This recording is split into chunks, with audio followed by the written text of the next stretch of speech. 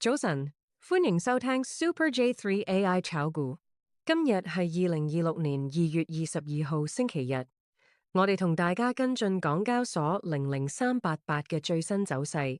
最近財經事務及庫務局局長許正宇公布咗個好消息，今年初已經有超過20間公司成功上市，集資額超過800億港元，仲有超過480間企業排緊隊等住上市。當中包括10間國際企業，再加上1月份股票市場平均每日成交額高達2700幾億，比去年同期明顯增加。呢單嘢對港交所嚟講係咪好消息？梗係啦。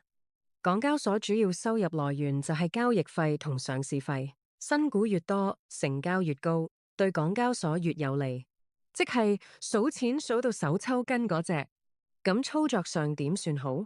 根據我哋 AI 系統分析，建議買入區間係390蚊到396蚊，呢個係近期嘅支持位，風險相對較低。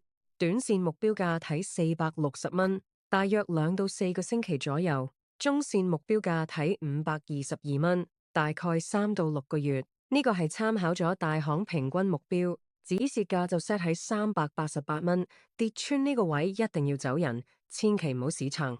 如果你得5000蚊，想試客玩，我哋幫你計過數，5000蚊本金可以買到12股港交所，目標價460蚊嗰陣，扣埋所有手續費、佣金，預期可以代返大約728蚊落袋，回報率約15.4%，好過擺喺銀行收息啦，係咪？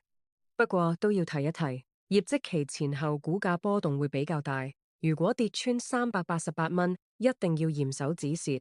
唔好同個市鬥氣，投資一定有風險。以上內容只係參考，大家要自己衡量下。